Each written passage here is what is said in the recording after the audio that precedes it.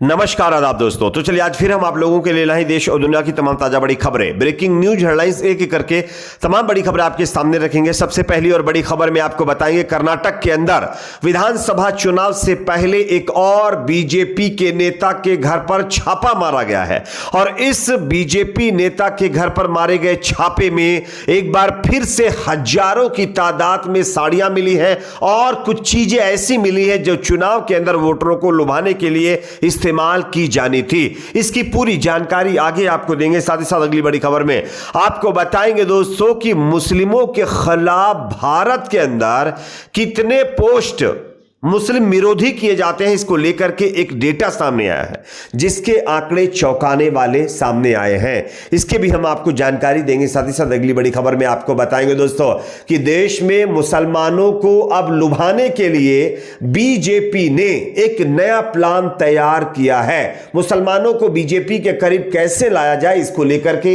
एक नया प्लान बनाया गया, इसकी भी जानकारी आपको देंगे। साथ ही साथ अगली बड़ी खबर में आपको बताएंगे दोस्तों कि हरियाणा के हिसार से बड़ी खबर आ रही है जहां पर एक पूजा स्थल पर ईंट पत्थर मारकर उसको क्षतिग्रस्त किया गया है। इसकी भी आपको तस्वीरें वीडियो फुटेज दिखाएंगे। साथ ही साथ अगली बड़ी खबर में आपको बताएंगे दोस्तों कि उत्तर प्रदेश के सीतापुर से बड़ी खबर है जहां पर एक और व्यक्ति ने नबी की शान में गुस्ताखी की है और उनकी आपत्तिजनक तस्वीर बना करके ट्वीट किया है। इसकी भी तस्वीरें आगे हम आपको दिखाएंगे। साथ ही साथ अगली बड़ी खबर में आपको बताएंगे महाराष्ट्र में चल रहे सियासी संकट के बीच उद्धव ठाकरे का एक बार फिर से मीडिया समेत कई संस्थानों पर बड़ा हमला, इसकी भी जानकारी आपको देंगे। साथ साथ अगली बड़ी खबर में आपको बताएंगे दोस्तों बीजेपी से निलंबित नेता और विधायक टी राजा सिंह का हिंदू राष्ट्र को लेकर के बड़ा बयान सामने आया है। इसके भी बयान को सुनाएंगे। उससे पहले छोटी सी रिक्वेस्ट करेंगे, वीडियो को लाइक करके ज्यादा से ज्यादा शेयर करिए, चैनल को सब्सक्राइब करके बेल आइकन को जरूर प्रेस कर लीजिए। बात करेंगे पहली और बड़ी खबर की। जैसा कि आप जानते हैं दोस्तों कर्नाटक विधानसभा चुनाव की तैयारियां जोरों शोरों से शुरू हो चुकी हैं।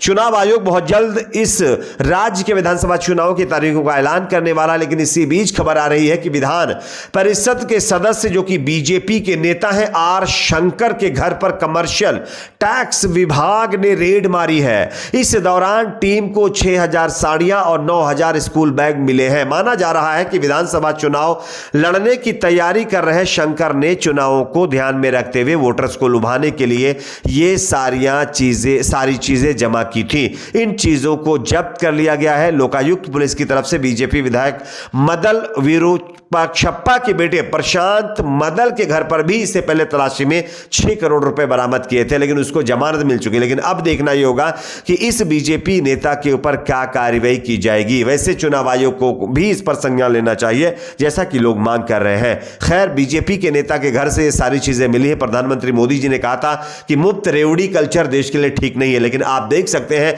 कि मुफ्त में रेवड़ी कल्चर को बढ़ाने के लिए खुद बीजेपी के नेता घर पे किस तरह से चुनाव से पहले खूब साड़ियां हजारों की तादाद में इकट्ठा कर रहे हैं। बात करेंगे अगली खबर की। अगली बड़ी खबर आ रही है दोस्तों मुसलमानों के खिलाफ किस देश में कितनी भड़काऊ पोस्ट की जाती हैं, इसको लेकर के एक नया आंकड़ा रिपोर्ट सामने आई है जिसमें चौंकाने वाले आंकड़े सामने आए। मैं आपको दिखाना चाहता हूं, आप इस खबर को देखिए। मुस्लिम के खिलाफ सबसे ज्यादा पोस्ट इंडिया में होते हैं जिसका आंकड़ा 8,71,379 बताया गया है। उसके बाद दूसरे नंबर पर अमेरिका है जहां पर 2,89,248 और उसके बाद इंग्लैंड तीसरे नंबर पर जहां पर 1,96,376 और कनाडा चौथे नंबर पर है जहां पर 36,902 और नाइजीरिया पांचवें नंबर पर जहां पर 30,131 जो है एक तरह से भड़काऊ पोस्ट इस्लाम और मुसलमानों के खिलाफ की जाती हैं। यह आंकड़ा सामने आने के बाद एक चीज तो स्पष्ट है कि देश में मुसलमानों के खिलाफ किस तरह से एक तरह से एजेंडा चला जा रहा है, ये आपके सामने है। अगली खबर की बात करेंगे जो कि आ रही है। अब मुसलमानों को बीजेपी के करीब लाने के लिए बीजेपी ने एक नया प्लान तैयार किया है। मैं आपको खबर दिखाना चाहता हूं, आप इस खबर को देखिए। आगामी लोकसभा चुनाव से पहले बीजेपी मुस्लिम समुदाय के दिलों में अपनी जगह बनाने की कवायद शुरू करने जा रही है। मुस्लिम देश की मुस्लिम बहुल लोकसभा सीटों पर बीजेपी ने मुसलमानों को मोदी मित्र बनाने की रणनीति बनाई है। ईद के बाद बीजेपी का अल्पसंख्यक मोर्चा इस अभियान का आगाज करेगा। इसके लिए पार्टी ने मुस्लिम इलाके और सीटों की पहचान कर ली है जहां मोदी मित्र बनाने हैं। ऐसे में देखना है कि मोदी मित्र के बहाने बीजेपी क्या 2024 में मुस्लिमों के बीच अपनी पैठ बना पाएगी। वैसे अगर मुस्लिमों को क्या सभी धर्म के लोगों को अगर अपने से जोड़ना है तो सबसे पहले देश से नफरत खत्म करनी ही होगी। ऐसा लोग जो है अब इस यानी खबर आने के बाद सवाल खड़ा कर रहे हैं। अगली खबर की बात करेंगे जो कि सामने आ रही है हरियाणा के हिसार से, जहां पर एक बार फिर से एक धार्मिक स्थल को नुकसान पहुंचाया गया। मैं आपको खबर दिखा रहा हूं, आप देख सकते हैं हरियाणा से खबर है। हिसार से NIT एक स्थित एक धार्मिक स्थल पर पत्थरबाजी करने का मामला सामने आया है। बताया जा रहा है कि शरारती तत्वों ने पूजा स्थल को ईंट पत्थर मारकर क्षतिग्रस्त कर दिया है। कोतवाली थाना की पुलिस पूजा स्थल प्रबंधन की शिकायत पर अज्ञात के खिलाफ मामला दर्ज कर जांच शुरू कर दी है। पुलिस CCTV कैमरे की मदद से आरोपी की पहचान करने में जुटी हुई है। धार्मिक स्थल के महासचिव संजय वाधवा ने कोतवाली थाना को शिकायत में बताया कि सुबह उस समय अफरा तफरी का माहौल बन गया जब श्रद्धालुओं ने पूजा स्थल को क्षतिग्रस्त देखा।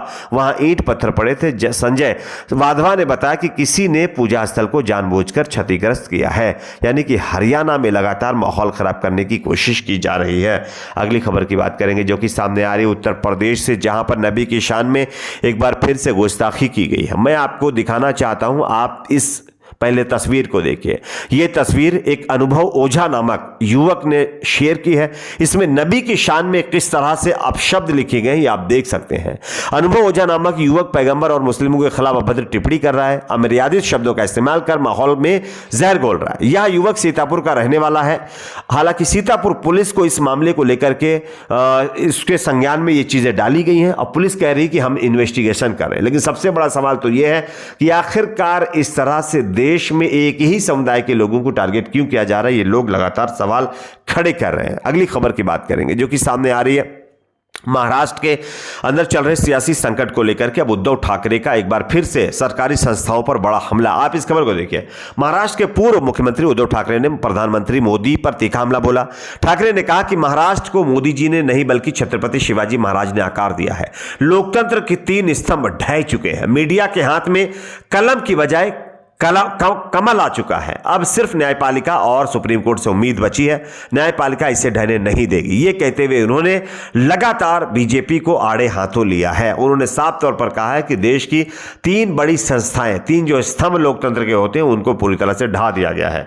अगली खबर की बात करेंगे जो कि सामने आ रही हिंदू राष्ट्र को लेकर के मचे बवाल के बीच बीजेपी के निलंबित नेता और विधायक टी राजा सिंह का विवादित बयान सामने आया। मैं आपको खबर दिखा रहा हूं, देख सकते हैं। भारतीय जनता पार्टी से निलंबित नेता व विधायक टी राजा सिंह ने कहा है कि भारत को 2026 तक अखंड हिंदू राष्ट्र घोषित किया जाएगा। महाराष्ट्र के अहमदनगर जिले के राहता में हिंदू संगठनों द्वारा हाल ही में आयोजित एक कार्यक्रम को संबोधित करते हुए टी राजा सिंह ने यह बयान दिया है। अब सवाल यह खड़ा होता है कि यह टी राजा सिंह लगातार पहले महाराष्ट्र में, उसके बाद अब गुजरात के अंदर इस तरह से लोगों में यानी विवाद बढ़ा रहा है। इससे आप जानते हैं समाज का माहौल खराब होता है। लेकिन अफसोस की बात तो यह है कि इसके ऊपर किसी तरह की कोई कार्रवाई नहीं हो रही है।